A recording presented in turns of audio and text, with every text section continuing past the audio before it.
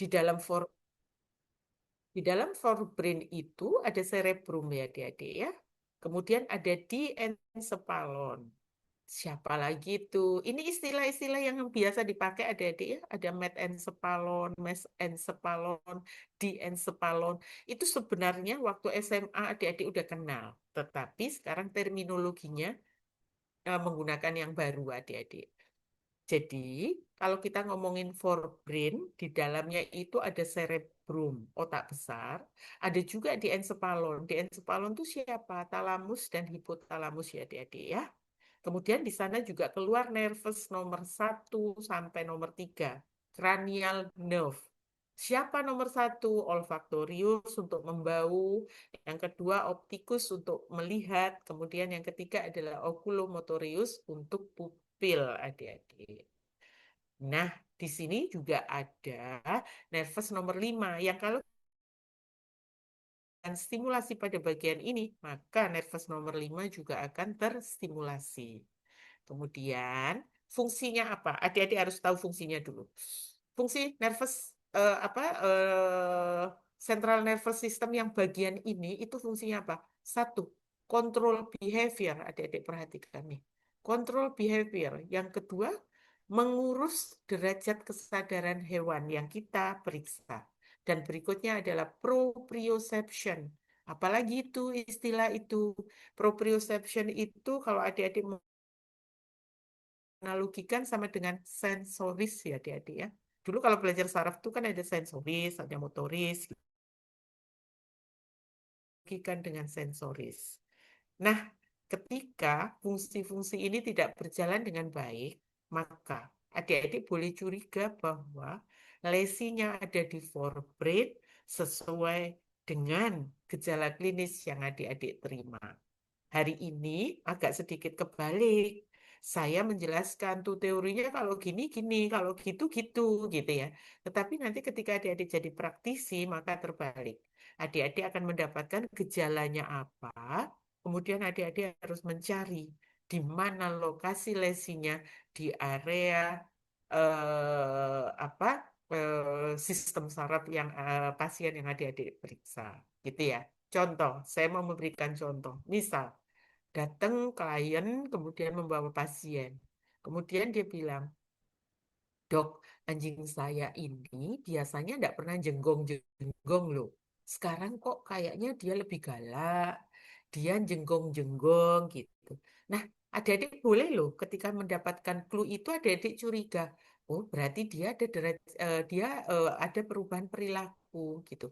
Adik-adik boleh menduga lesinya ada di cerebrum atau di tempat yang lain gitu. Jangan lagi menjawab kalau ada anjingnya ini gonggong terus, apalagi malam hari terus adik-adik bilang, ih kayaknya anjingnya Bapak Ibu lihat setan deh gitu. Ya jangan, hari ini kan udah tahu adik-adik. Kalau fungsi itu ada di cerebrum gitu. Ya, semoga ini bisa dipahami dengan baik. Jadi dengan tahu anatomi, fungsinya apa, ketika fungsi itu tidak berjalan dengan baik, adik-adik sudah tahu lokasi lesinya ada di mana. Maksud saya begitu, menggunakan apa yang saya jelaskan ini untuk kepentingan praktek gitu ya adik-adik ya. Baik, dia encephalon, jadi udah tahu talamus dan hipotalamus fungsinya apa juga seperti biasanya adik-adik. Kalau hipotalamus itu bahkan haus, lapar itu kita yang kontrol adalah hipotalamus. Tetapi untuk talamus ini biasanya untuk regulasi temperatur dan lain sebagainya. Berikutnya adalah brainstem. Brainstem ini adik-adik perhatikan, fungsinya hanya ngurusi derajat kesadaran dan fungsi vital yang tidak kita sadari. Maksudnya apa ya gitu. Adik-adik lihat di situ tidak kontrol behavior ya adik-adik ya, tidak ada gitu. Jadi kalau adik-adik misalnya dapat anjing itu koma gitu ya, koma. Dia tidak merespon terhadap stimuli yang kita berikan. Maka adik-adik boleh curiga bahwa lesinya ada di brainstem. Tapi tidak boleh lupa juga bahwa lesi di cerebrum tadi juga.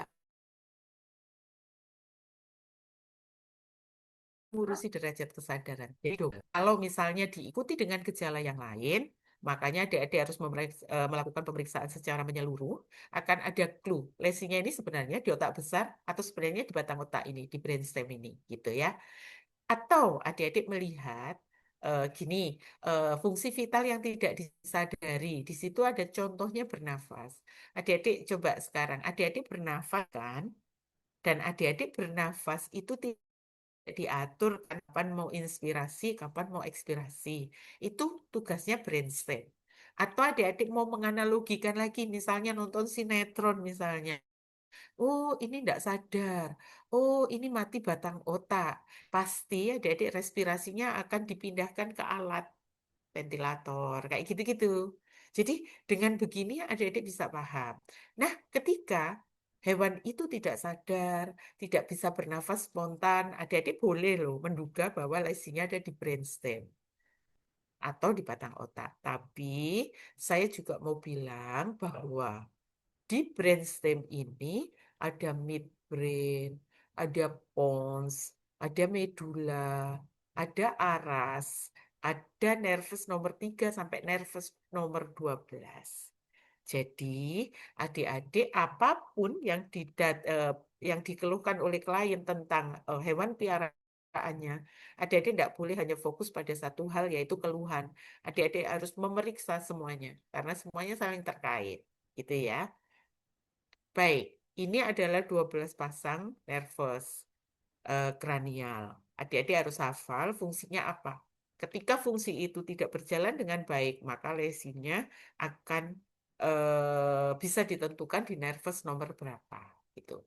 Nah, problemnya adik-adik, ketika nanti adik-adik ujian CBT, yang UKM PPDH itu seringkali hanya dituliskan CN nomor 7 disebut dengan nervus apa namanya, fasial, gitu adik-adik.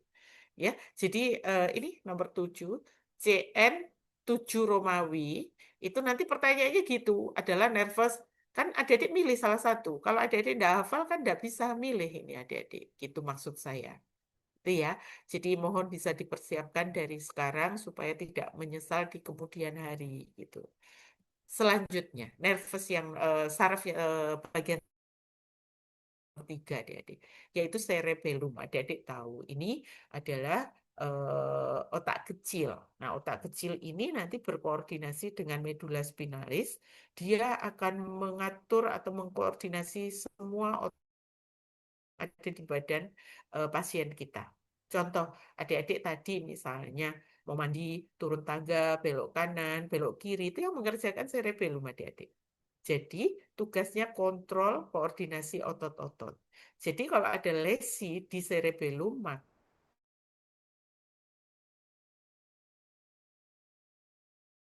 dia tidak dapat melakukan pergerakan motorik, terutama pada ekstremitas dengan baik, adik-adik. Semoga bisa dipahami. Nah, sekarang kalau adik-adik bayangkan aja, adik-adik berjalan, kayaknya juga nggak diatur juga deh. Kayak respirasi tadi, betul adik-adik, tapi itu bukan brainstem yang mengerjakan, tetapi cerebellum. Nah, sekarang ada catatan penting yang adik-adik harus pahami untuk membedakan apakah lesi ini di cerebellum atau di bagian otak yang lainnya. Adik-adik lihat nih istilah ini. Unconscious proprioception. Berarti hal-hal yang tidak disadari juga, tapi bukan dengan kayak yang respirasi tadi ya. Ini dengan pergerakan. Saya kasih contoh saja. Misalnya ya, eh, Nadia misalnya, Nadia berjalan gitu, kan nggak mikir tuh mau sepanjang apa langkahnya, kan nggak pernah dipikirkan, otomatis aja jalan gitu. Kemudian ketika Nadia berjalan, terlihatlah misalnya Nadia berjalan tiba-tiba hujan gede datang gitu ya. Pasti Nadia akan berlari kecil untuk menghindari hujan itu. Ya nggak apa-apa, oke gitu adik-adik. Oke gitu ya. Tetapi ketika Nadia dari berjalan kemudian berlari, berjalan jauh lebih cepat, maka rate dan range of movement ini otomatis juga berjalan. Nadia pasti nggak mikir deh. ya lari-lari aja gitu. Kan nggak pernah mikir kakinya harus diangkat seberapa tinggi, harus melangkah seberapa lebar gitu kan nggak. Nah ini adik-adik, fungsi cerebrum adalah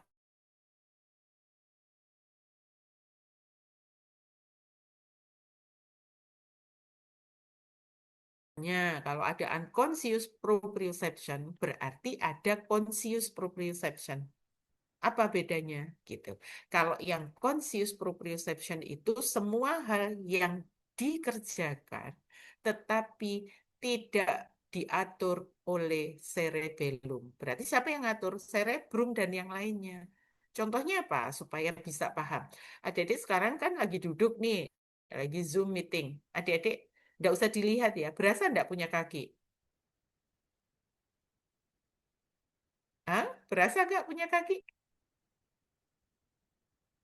Adik-adik boleh mengangguk loh, boleh menggeleng loh, supaya saya juga tahu bahwa adik-adik merespon baik. Nah, itu yang dikerjakan oleh cerebrum ya adik-adik ya. Nah, contoh kasusnya apa? Adik-adik pasti pernah lihat angsa ya. Angsa itu kalau berjalan karena kakinya dua, adik-adik melihat kan kalau dia itu kakinya suka diangkat tinggi-tinggi. Namanya goose stepping. Boleh lah kalau yang berjalan angsa. Tapi bayangkan kalau yang berjalan tuh anjing. Kemudian dia berjalan seolah-olah kakinya itu diangkat tinggi-tinggi kayak angsa. Jadi kalau angsa jalan ya boleh, tapi kalau anjing yang berjalan kita menyebutnya hypermetric gait atau goose stepping. Apa itu? Yaitu tadi kakinya melangkah diangkat tinggi-tinggi ya adik-adik. Tidak seperti seharusnya.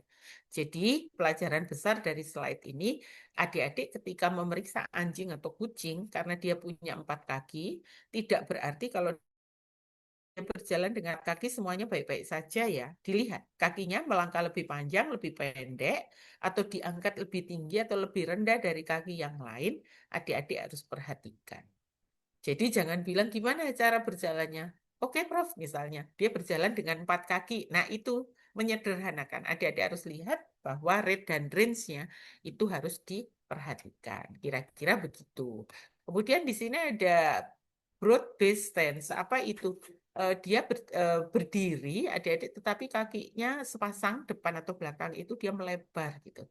Nah, dengan melihat itu saja, hanya dengan inspeksi, sebenarnya adik-adik bisa melakukan atau melokalisir lesi itu ada di mana, gitu ya. Nanti saya ajarkan. Kita kembali lagi ke bagian yang ini. Kemudian spinal cord tadi sudah saya sampaikan bahwa ada cervical, ada torakal, ada lumbal, ada sacrum, bahkan ada coccygia. Tapi biasanya di coccygia yang ekor itu adik-adik tidak ada persarafan yang berarti gitu ya. Tetapi ekor itu berfungsi untuk keseimbangan mestinya. Oleh karena itu, sekarang kalau dulu kan supaya gagah tail docking dipotong, sekarang kan udah nggak boleh lagi gitu. Nah, sekali lagi untuk yang ini bagian spinal cord ini, adik-adik hafal anatominya ya, jumlah segmen setiap vertebrae, tapi nanti kita akan belajar kalau ada lesi, segmen mana aja yang gejalanya mirip. Jadi anatomi oke, neuronya agak sedikit berbeda. Jadi adik-adik switchingnya harus cepat gitu ya. Baik, selanjutnya adik-adik harus mengenali gejala-gejala klinis eh, sistem saraf ya adik-adik. Jadi kalau ada gangguan pada sistem saraf tuh hewannya gejalanya apa ya? Yang pertama adalah opistotonus atau stargazing. Dari namanya adik-adik pasti udah tahu, kira-kira gambarnya demikian. Ini suruh nunduk anjingnya juga nggak bisa dia, Dek. Dia kan dongak, lihat ke atas terus. Posisi bola matanya juga berubah. Kaki depannya tidak kaku, tidak juga ini, tapi dengan posisi begini namanya posisi dorsofleksi ya, adik-adik, atau stargazing, gitu ya. Kemudian ada juga root signature, adik-adik. Ini root signature itu rasa sakit pada kaki karena sakit pada sistem saraf. Misalnya, kayak di iklan-iklan itu apa itu yang saraf kejepit itu adik-adik menyebutnya intervertebral disc disease. Nanti juga ketika IPDHK, hewan kecil, adik-adik juga nanti bisa melihat. Mungkin ada spinal arthritis, radang pada persendian, gitu, bisa. Atau ada tumor adik-adik yang menekan sistem saraf sehingga menimbulkan rasa sakit juga bisa. Itu disebut dengan root signature ya adik-adik ya. Baik. Ini tadi yang conscious dan unconscious proprioception saya sudah jelaskan ya ke adik-adik ya, gitu. Semoga adik-adik bisa paham. Kalau unconscious itu cerebellum, kalau conscious itu di luar cerebellum, bisa bagian saraf yang lainnya, gitu. Ataksia. Ataksia ini adik-adik sering menyebutnya incoordination, bolehlah apapun gitu ya. Jadi dia tidak bisa melakukan aktivitas motorik normal dan tapi kalau ngomong ataksia penyebabnya harus sistem saraf itu ya lesinya. Contoh misalnya sekarang misalnya Nabila deh misalnya Nabila ini habis makan seminggu makan nasi geprek gitu ya karena dia pengen. Kemudian dia diare. Dari kita bertanya ke Nabila, kenapa kamu kenapa kamu kok bisa lemes gini? Oh, aku diare. Aku habis makan nasi geprek semingguan gitu. Kayaknya aku keracunan deh atau kepedesan deh gitu. Nah, ketika adik-adik tahu bahwa Nabila jalannya nggak benar, tapi penyebabnya adalah diare, mungkin penyebabnya dehidrasi. Adik-adik tidak boleh loh ya ngomong ataksia ya. Kalau ataksia harus problemnya sistem saraf, bukan sistem tubuh yang lain gitu. Semoga adik-adik bisa paham. Jadi penyebabnya bukan yang lain yang di luar sistem saraf gitu ya adik-adik ya. Kita lanjutkan. Nah, ini apa yang harus dikerjakan? Tadi itu baru intro adik-adik. Sekarang kita mau masuk apa-apa yang harus kita kerjakan ketika melakukan pemeriksaan pada sistem saraf. Ini yang harus oh di situ ada vision, ada hearing gitu. Itu bukannya mata dan telinga. Betul adik-adik. Mata dan telinga tidak pernah lepas dari pemeriksaan pada sistem saraf. Karena ada nervous nomor 378 itu terkait dengan telinga nanti adik-adik. Kemudian ada nervous yang dengan mata itu ada 2, 3, 4, 6 adik-adik itu juga berpengaruh gitu terhadap mata. Jadi banyak hal yang kita lihat jalurnya. Oh, ini jalur ini oke, jalur itu tidak oke. Itu mata dan telinga tidak pernah lepas ya adik-adik ya. Form khusus kalau di luar itu seperti ini. Jadi hanya untuk sistem saraf. Beda dengan ambulator yang nanti adik-adik akan lihat. Karena kalau ambulator itu kayak pemeriksaan awal gitu. Semua sistem tubuh ada. Tapi kalau yang begini ini khusus saraf. Nanti kalau ada spesialisasi dia problemnya mata dirujuk ke poli mata gitu, ya bisa adik-adik formnya beda lagi. Ini yang disebut dengan rekam medik atau ambulator, setiap pasien itu mendapatkan satu adik-adik ya. Baik. Nah, ini pemeriksaan-pemeriksaan adik-adik kalau yang sudah expert melakukan pemeriksaan sistem saraf ini agak sedikit apa ya, perlu effort adik-adik gitu. Kenapa? Karena harus dilakukan secara sistematis dan dimulai dari yang tertinggi ke yang terendah. Adik-adik kan tadi udah tahu ya, ada otak, ya harus mulainya dari sana dulu gitu. Itu yang pertama.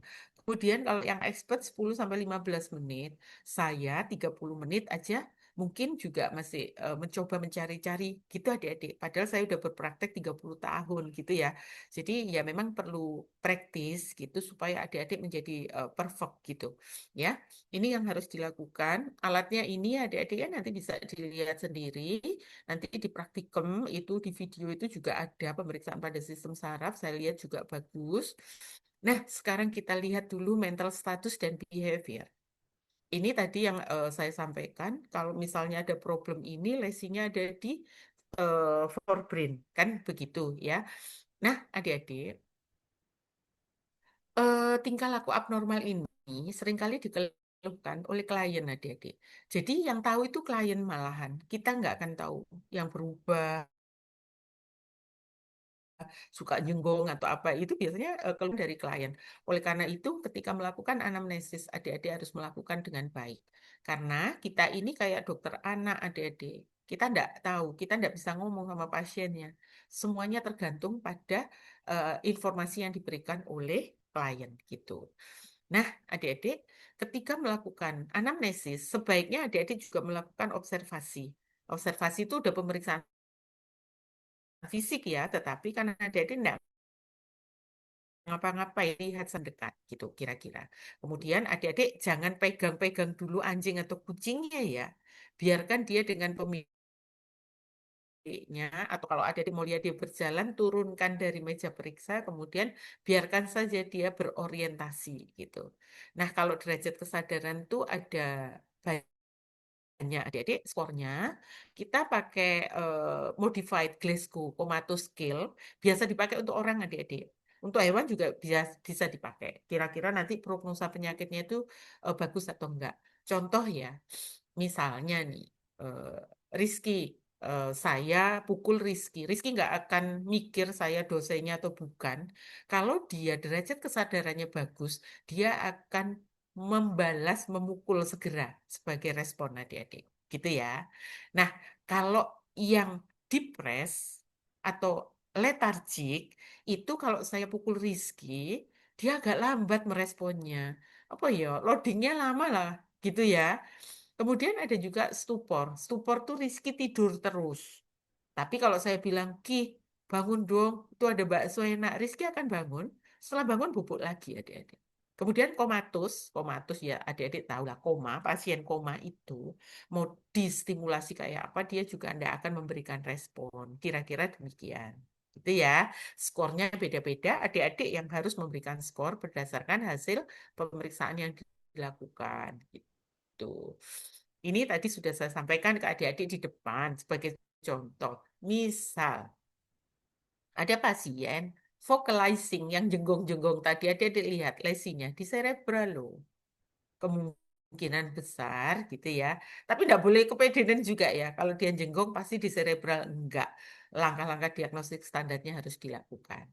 Kemudian kalau dia stupor, oh tadi stupor itu derajat kesadaran, gitu. Berarti adik-adik harus mikir, di brainstem itu di batang otak, lesinya jauh lebih besar kemungkinannya dibandingkan di cerebral. Walaupun di cerebral dia juga mengatur derajat kesadaran. Jadi, kalau mau cerebral, ya derajat kesadarannya turun, disertai dengan perubahan behavior. Kira-kira gitu loh adik-adik menggunakannya. Ya, semoga adik-adik bisa paham soal ini dengan jauh lebih baik. Ini pemeriksaannya ya adik-adik ya, kita akan coba lihat satu-satu ya. Baik. Saya mau menunjukkan. Ini soal pupil mata, adik-adik. Kenapa harus diperiksa ketika kita periksa sistem saraf? Kemudian ketika ada orang meninggal juga kan sama, adik-adik. Dilihat juga tuh pupil matanya kan suka nonton film kan dibuka matanya dikasih cahaya gitu. Dia merespon atau enggak. Ini adik-adik. Tapi saya mau menunjukkan ke adik-adik bahwa sistem saraf ini tidak semudah yang kita bayangkan, di situ ada hipus, ada hemidilated pupil pada kucing, ada anisokoria. Adik-adik perhatikan definisinya, karena nanti ketika ujian OSC, skenario soalnya bisa jadi menggunakan istilah-istilah medis yang begini adik-adik. Gitu ya. Perhatikan, hipus. Kita punya mata dua, kita mau cek tuh pupilnya. Kalau hipus itu pupilnya berubah-ubah adik-adik. Jadi mengecil, membesar, terserah dia, kayak error gitu pupilnya. Kalau hemidilated pupil itu beda lagi. Hemidilated pupil itu adik-adik harus paham pupil mata dari setiap hewan yang kita periksa ya. Kalau kucing adik-adik pasti tahu dia bentuknya elips gitu. Tapi kalau anjing bentuknya bulat adik-adik. Nanti adik-adik ketemu ruminansia atau ketemu kuda, itu bentuk pupilnya itu square, segi empat. Tapi yang enggak segi empat yang ada sudutnya gitu enggak. Ya, jauh lebih lebih lebih tidak elips dan tidak bulat. Jadi maksud saya begini, adik-adik kenali dulu deh pupilnya anjing kucing. Jangan sampai adik-adik periksa kucing, pupilnya elips. Kemudian adik-adik periksa anjing. Lu kok bulat gitu. Terus adik-adik menjelaskan ke klien begini, Pak, mohon maaf ya, kelihatannya anjingnya Bapak ini kelainan deh karena pupilnya bulat gitu. Jadi anjing bukan kucing, kucing bukan anjing ya adik-adik ya. Jadi harus tahu karakteristik dari setiap hewan yang kita periksa. Nah, sekarang kalau hemi-dilated pupil, namanya hemi itu sebagian. Kalau elips itu kan ada kanan kiri ya adik-adik. Ini yang dilatasi kiri saja, yang dekat dengan kantus lateral, dengan bagian tepi, bukan yang dekat dengan hidung adik-adik. Nanti saya tunjukkan gambarnya. Kalau anisokoria, itu pupil mata kanan dan kiri tidak sama, adik-adik. Satu gede, satu kecil, atau satu normal, satu kecil, atau sebalik. Pokoknya tidak sama kanan dan kiri, gitu ya. Nah, kita sebagai dokter hewan, ini ada 3 gejala klinis yang berbeda. Mungkin adik-adik berpikir, oh, nek gejalanya beda, berarti penyebabnya beda juga. Enggak, adik-adik. Ada satu penyakit yang bisa menyebabkan ketiga gejala klinis ini. Apa penyakitnya? Ini, feline leukemia virus. Ini adik-adik. Ini feline leukemia virus. Ini juga feline leukemia virus. Jadi hati-hati ya. Belum tentu kalau gejalanya beda, penyebabnya beda juga. Bisa jadi sama. Gitu ya. Jadi adik-adik tetap harus menentukan lesinya ada di mana. Gitu. Ini tugas berat adik-adik dan tidak mudah. Nah, sekarang saya mau menunjukkan gambar yang hemi-dilated pupil. Nih, adik-adik pasti tahu kalau bentuknya begini nih, kucing nih pasti. Adik-adik perhatikan. Ini yang di dekat hidung, ini yang biasa. Tapi ini yang mengalami dilatasi karena hanya sebagian yang bagian tepi kita menyebutnya hemi-dilated pupil sehingga bentuknya seperti huruf D terbalik. Gitu ya. Baik, kita lanjutkan adik-adik selanjutnya. Ini tulisan lagi, bayangkan kalau adik-adik belajar sendiri ya. Mata dan telinga. Ada penyakit namanya Horner syndrome. Berarti kalau sindrom berarti kumpulan gejala klinis. Gejala klinis yang terkumpul apa? Ada miosis, pupilnya mengecil, adik-adik. Ada ptosis, kelopak mata atas dan bawah terkulai. Ada enophthalmus. Enophthalmus itu mata mengecil, ketarik ke dalam. Kemudian ada prolapsus membrana nictitan. Oh, ada selaput yang keluar dari ya bagian mata yang dekat hidung gitu. Adik-adik kalau membayangkan begini kan sulit, sangat sulit pasti. Tidak bisa membayangkan kayak apa. Nanti saya berikan gambar ya adik-adik ya. Nanti diperhatikan.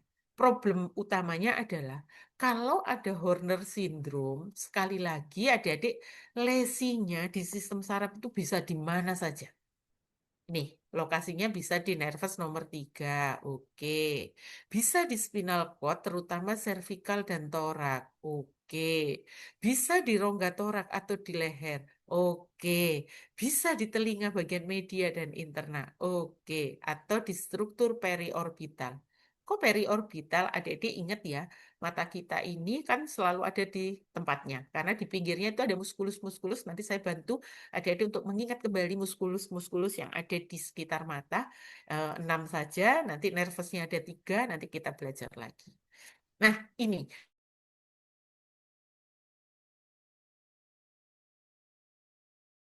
adik-adik harus menginvestigasi lesinya ini yang benar ada di mana gitu. Makanya setiap bagian ini adik-adik harus tahu fungsinya apa sehingga ketika fungsi itu tidak ada, mungkin lesinya ada di sana. Saya tunjukkan gambar adik-adik. Pernah nggak lihat kucing kayak gini? Coba adik-adik mengangguk atau menggeleng. Ada yang enggak, ada yang iya pernah lihat gitu. Adik-adik, kalau adik-adik tidak paham soal apa yang saya jelaskan, ketika adik-adik mendapatkan pasien begini, adik-adik akan mengira ini adalah penyakit mata. Benar nggak? Benar yang sakit matanya, tapi problem utamanya adalah sistem saraf adik-adik. Saya tunjukkan ya gejala yang tadi, pupilnya mengecil, namanya miosis. Palpebre, kelopak mata atas terkulai ke bawah, yang bawah terkulai ke atas, sehingga jendela matanya mengecil. Itu namanya ptosis, adik-adik. Ya, kemudian adik-adik lihat matanya ini mengkeret masuk ke dalam enoftalmus ya, adik-adik ya. Kemudian adik-adik lihat selaput matanya, ini membrana nictitan, itu tidak keluar mestinya. dia enggak muncul kayak gini. Jadi adik-adik dengan ilmu yang adik-adik tahu ini yang disebut Hunter syndrome ya adik-adik ya. Harus ada gejala tadi, lesinya di mana adik-adik harus tahu. Ini bukan melulu problem mata. Matanya problemnya sekunder, primernya adalah lesi pada sistem saraf. Nah, adik-adik, jadi dengan gambar ini adik-adik bisa tahu bahwa kalau kucing itu sampai membran niktitanya keluar, kucingmu sakit ya. Dicari deh nanti sakitnya apa, dibawa ke dokter gitu. Kalau anjing beginikah? Tidak, adik-adik. Karena anjing bukan kucing dan kucing bukan anjing gitu. Jadi banyak sekali sebagai dokter hewan yang harus kita hafal adik-adik gitu ya. Baik, nistagmus adik-adik, nistagmus. Nanti adik-adik belajar di IPDHK. Sekarang nice to know saja, yang penting tahu. Nistagmus itu pergerakan bola mata yang abnormal adik-adik. Nanti ada istilah strabismus. Kalau strabismus itu juling. Nanti kita jadi dokter hewan ini ya rodok menderita ya. Jadi breed anjing atau kucing tertentu tuh kalau strabismus dia normal gitu. Nanti juga belajarnya sama saya nanti soal soal itu, soal saraf dan lain sebagainya, adik-adik. Sekarang adik-adik tahu saja bahwa ada nistagmus, pergerakan bola mata. Adik-adik lihat ada yang fisiologis atau normal, ada juga yang abnormal. Nah, ini yang kita harus hafal betul. Contoh, kucing siam yang warnanya putih itu biasanya adik-adik ya atau yang lainnya lah berwarna lain, itu adik-adik bisa lihat. Matanya itu kalau kepalanya dipegang kemudian adik-adik gerakkan begini, maka matanya itu akan bergerak. Tetapi ketika bergerak, dia fisiologis normal. Jadi ketika adik-adik memeriksa pasien, jangan pernah lupa dia breednya apa dituliskan ya gitu. Kemudian kalau yang abnormal adik-adik, iya macam-macam. Nanti ada pasien gitu, misalnya dia menderita epilepsi, maka matanya itu juga akan bergerak. Nah bergeraknya bisa kanan kiri, bisa atas bawah atau rotatori ya adik-adik ya, muter gitu. Kalau yang epilepsi tadi dia bergeraknya muter tuh bola matanya gitu ya, sama kayak di manusia.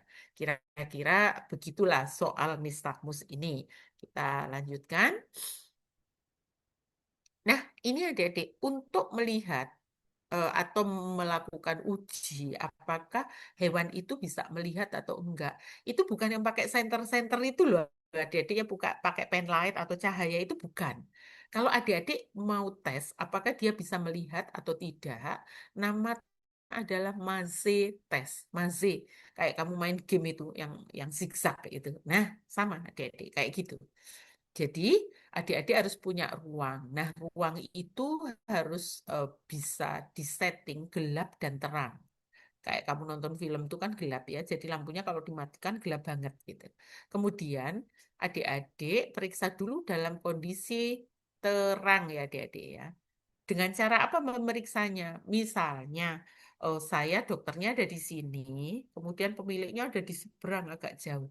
Nah, di antara saya dan pemiliknya itu ditaruh objek adik-adik. Nggak tahu tempat sampah, nggak tahu kursi atau apa. Jumlahnya minimal 4. Kemudian, dalam kondisi terang, adik-adik minta pemiliknya untuk memanggil. Misalnya, anjingnya namanya Blacky.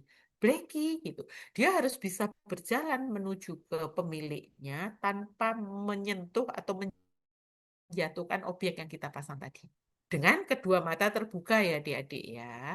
Kemudian lampunya dimatikan. Sekarang gantian. Kemudian adik-adik tes lagi dalam suasana ruangan gelap. Matanya tetap terbuka adik-adik.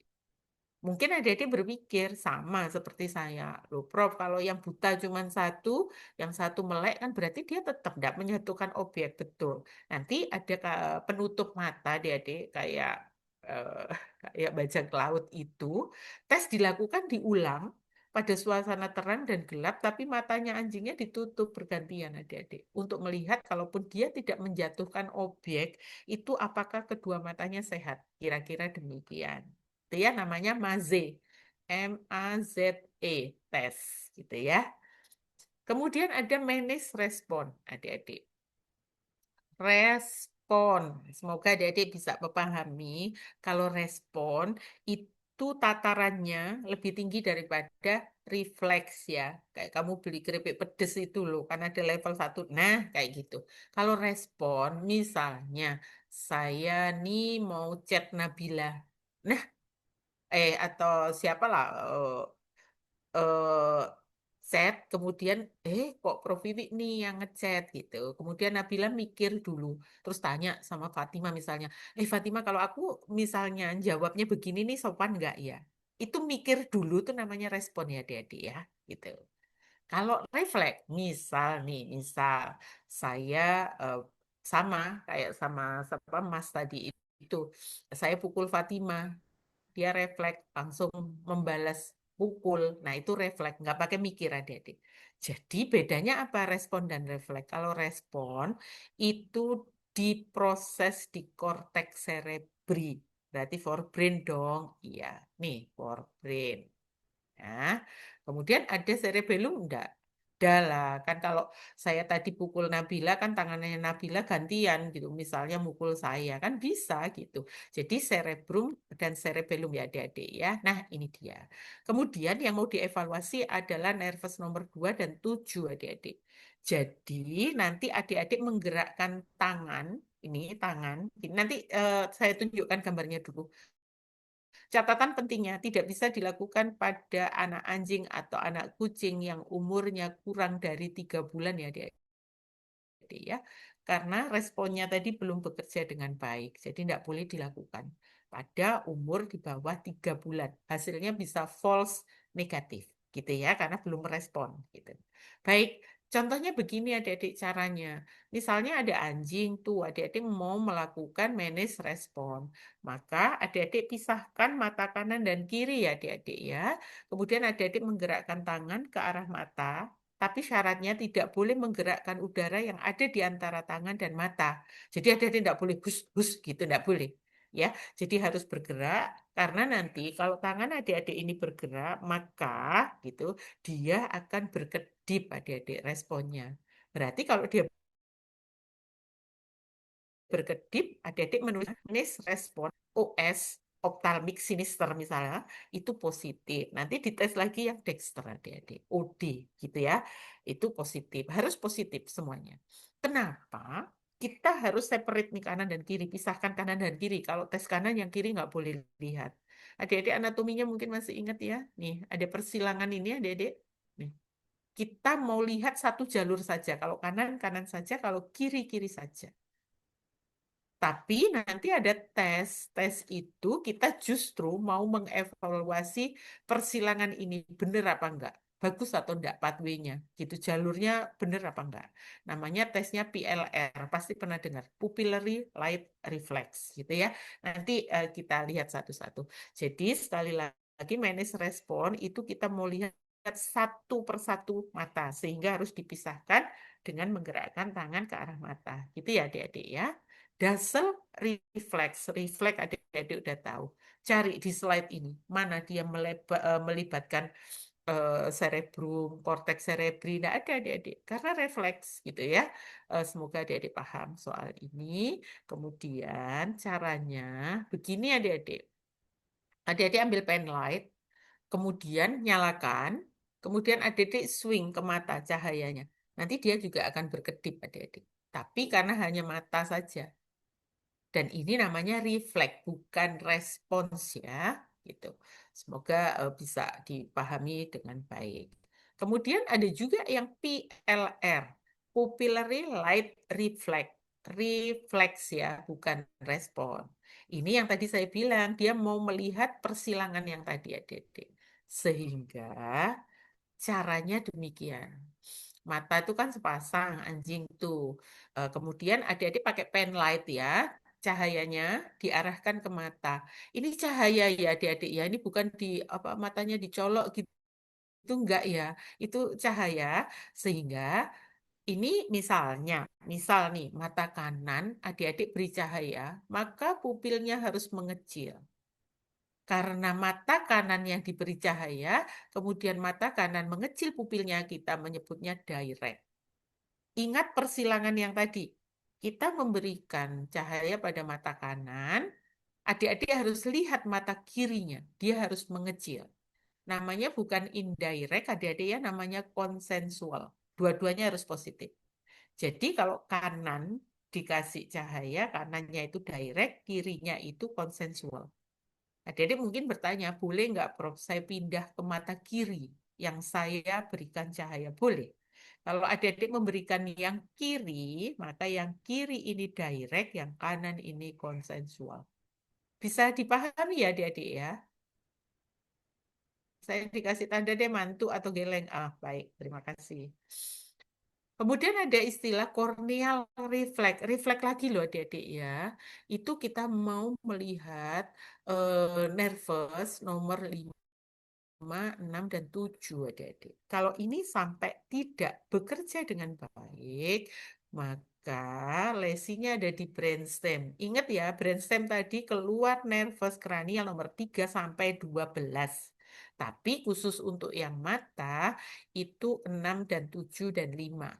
5 itu trigeminal, adik-adik dengan wajah. Adik-adik mengunyah itu kan pakai otot pipi sama yang ada di temporal. Kemudian 6 itu pergerakan mata, adik-adik. 7 itu fasialis. Gampangnya kalau nomor 7 itu, adik-adik pasti pernah lihat ada orang yang stroke. Kemudian nervous nomor 7-nya kena.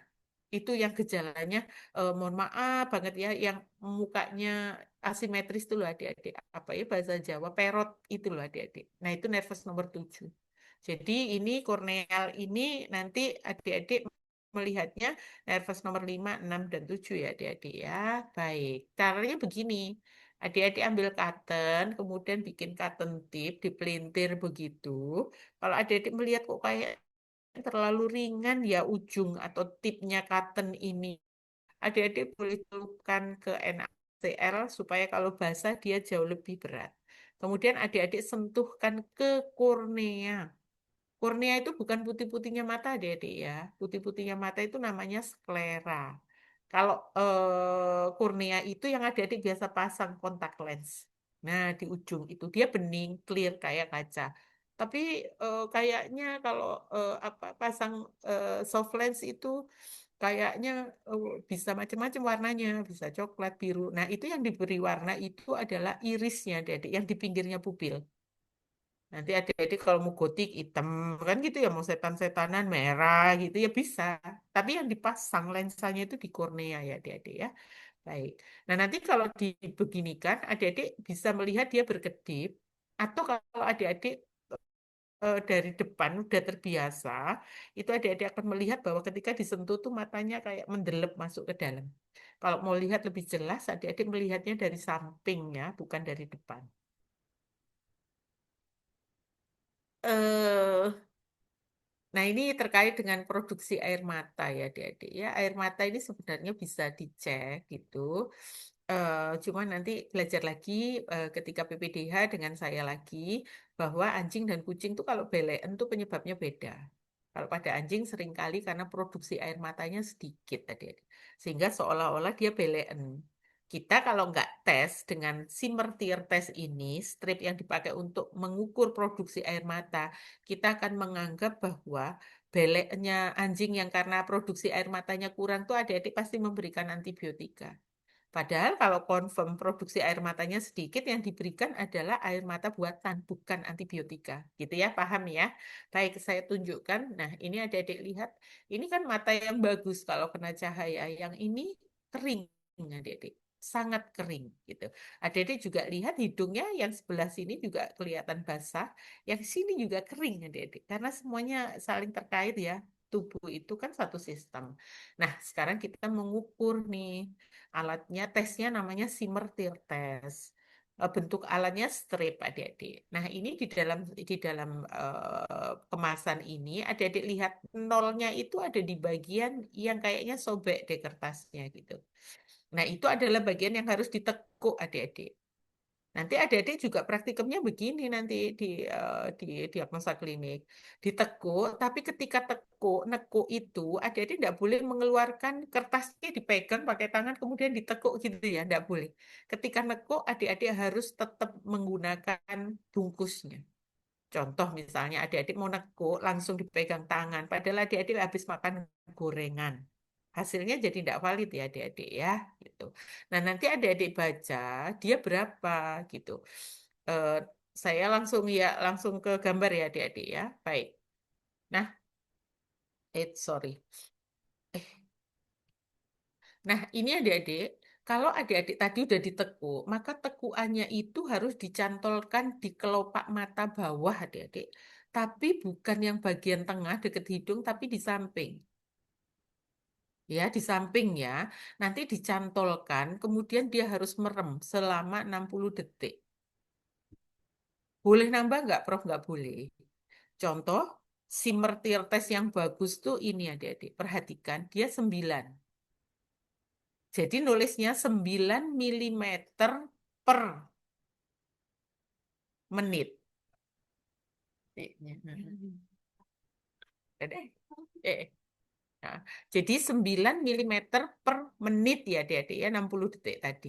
Nah, kalau sudah tahu caranya begini gitu ya. Adik-adik juga harus tahu normalnya berapa ya gitu. 9 sampai 15 adik-adik. Pada tiap hewan beda-beda adik-adik nanti hafalkan ya hasilnya. Kira-kira demikian. Telinga, sekali lagi, kenapa telinga tidak pernah lepas dari pemeriksaan pada sistem saraf? Adik-adik, radang pada ear kanal atau lubang telinga itu kan adik-adik udah tahu ya ada otitis. Nah, bagian telinga itu ada luar, tengah, dalam. Sehingga otitisnya ada eksterna, media, dan interna adik-adik. Dulu mungkin diajarkan kalau telinga itu infeksi, kemudian menjalar ke bagian tengah dan interna atau bagian dalam, maka nervus yang kena itu nervus nomor 8, sehingga jalannya miring. Nomor 8 itu vestibuler. Tapi sekarang adik-adik tidak boleh lagi begitu karena bukan SMA lagi tapi mau jadi dokter hewan. Di telinga itu kan memang ada nervus nomor 8, tapi di dalamnya itu keluar juga adik-adik nervus nomor 7 dan nomor 3. Kalau ada lesi pada nervus nomor 7, gejalanya adalah facial paralysis, yang tadi orang stroke terus perot tadi loh adik-adik. Dan nervus nomor 3 itu Horner syndrome, kucing yang tadi matanya sebelah dan sebelahnya tidak sama ukurannya. Gitu ya. Jadi kayak eh, apa ya ini kayak beli roti aja buy one get three gitu adik-adik. Kalau dulu kan vestibuler aja sekarang enggak gitu ya. Baik. Kemudian ini soal adik-adik melakukan observasi. Observasi adik-adik ya. Adik-adik mengobservasi itu bisa melihat attitude, postur, dan gait. Gait tadi sudah saya jelaskan, gait itu cara berjalan.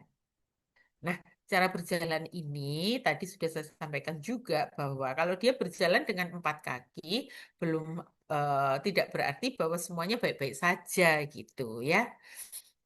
Kalau postur itu posisi kaki adik-adik terhadap badan. Adik-adik mungkin bisa membayangkan atau yang orang tuanya itu misalnya ABRI gitu kan berdirinya tegak banget ya adik-adik ya. Kira-kira begitulah.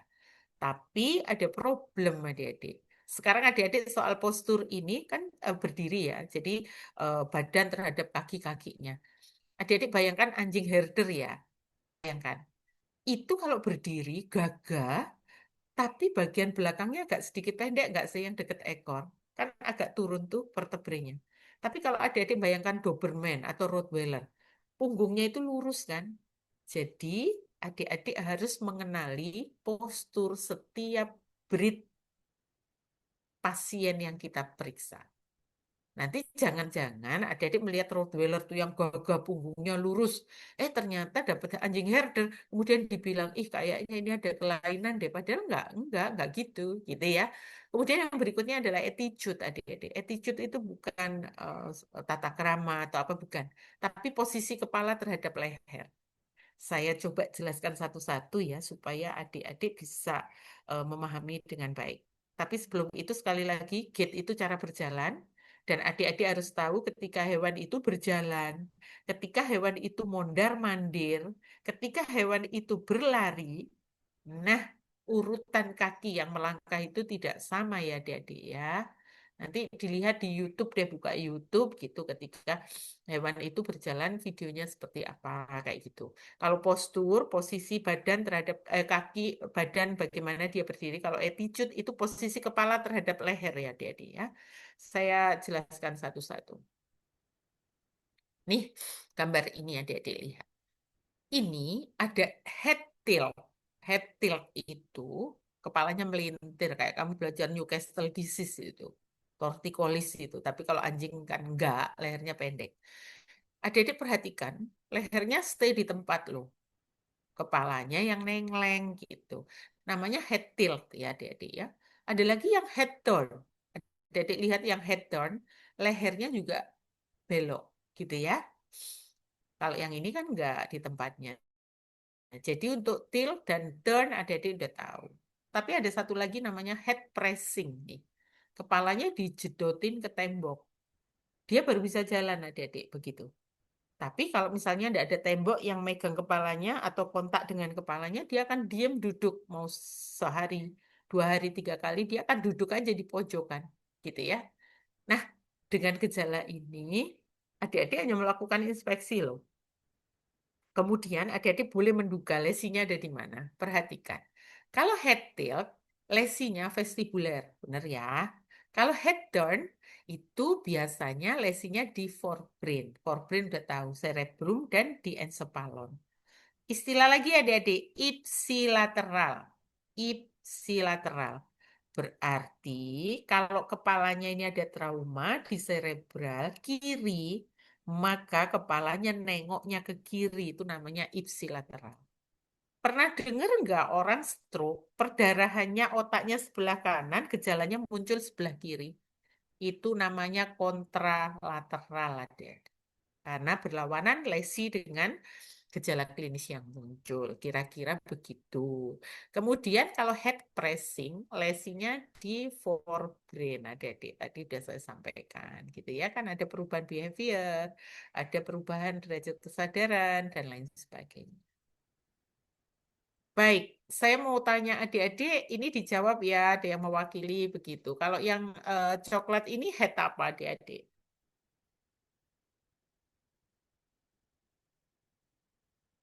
Yuk dijawab dulu. Reptil, Prof. Reptil. Head tilt. Baik. Adik-adik boleh berpesan ya.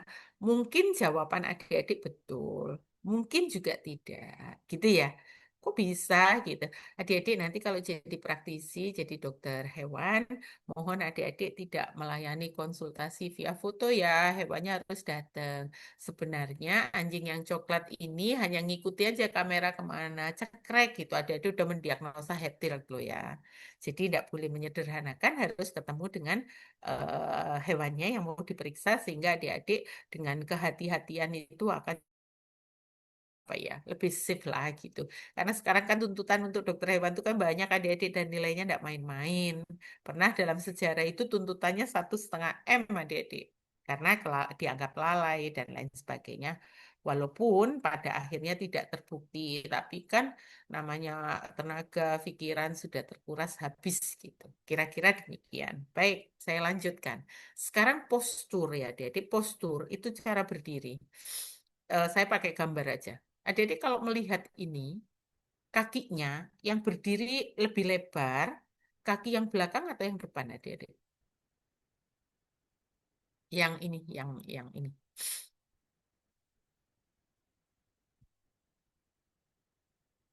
Yang belakang, Prof. Belakang. Belakang, betul. Kalau yang ini Yang depan. depan, baik. Adik-adik, hanya dengan inspeksi, nanti adik-adik akan saya ajarkan bagaimana menentukan lokasi lesinya. Sekarang dicatat dulu ya. Nyatetnya itu begini maksud saya. Ini kan yang ada problem kan kaki belakang. Kalau adik-adik ditanya lesinya di mana? Depannya atau kranialnya kaki belakang. Daerah apa itu? Lumbal adik-adik biasanya. Sini. Lumbal atau lumbosakral. Jadi kalau ditanya lesinya di kranialnya gejala klinis, kalau ditanya gejala klinis itu di kaudalnya lesi. Gitu ya adik-adik ya. Di prinsip itu mau sampai kapanpun harus dipegang. Contoh yang ini. Adik-adik bilang kan kaki depan. Berarti lesinya di mana? Pasti bisa lah.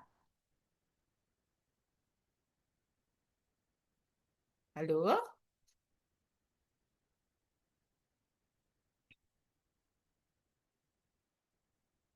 Gimana adik-adik?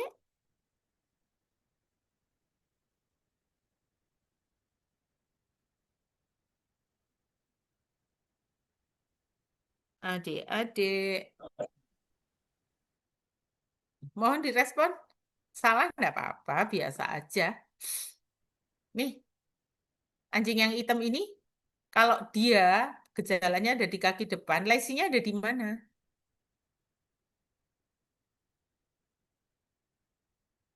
Halo? Adik-adik direspon. Di Ayo, adik-adik tulang jawab. punggung bagian servikal, Prof. Betul. Jadi sekali lagi, betul Aska. Jadi dimanapun ada lesi, dimanapun ada gejala klinis, lesinya di depannya, adik-adik. Tapi kalau ada lesi, gejalanya di mana? Di belakangnya. Gitu ya. Contoh, ini tadi, Aska bilang di servikal, betul. Berarti kalau di servikal, gejala klinisnya di mana? Kaki depan aja. Enggak, kaki belakang juga. Kan dia di belakangnya servikal, gitu. Tapi nanti ada hal khusus, adik-adik, yang enggak ada di teori yang bersifat umum. Contoh nih, anjing ini, kaki depannya kaku, kaki belakangnya lemes. Ini enggak ada. Enggak ada di teori yang umum. Jadi ini khusus namanya Shift Sherrington posture. Jadi adik-adik apa ya? Jadi dokter hewan itu sekali lagi tidak mudah, banyak yang harus dihafal, banyak yang harus di ini ya adik-adik. Tapi tidak apa-apa, tetap semangat gitu. Paling enggak kita menghargai prosesnya bahwa enggak mudah gitu ya. Baik. Untuk hari ini adik-adik sudah habis. Apakah ada yang mau ditanyakan? Boleh. Nanti minggu depan kita akan beranjak ke medula spinalis dan saraf kranial untuk pemeriksaan. Silahkan, apakah ada yang mau ditanyakan sambil menunggu untuk ngisi daftar hadir adik-adik. Ini kelas C dan E adik-adik ya. Gih, Betul, Prof. Prof. Ye, sebentar ya, sabar.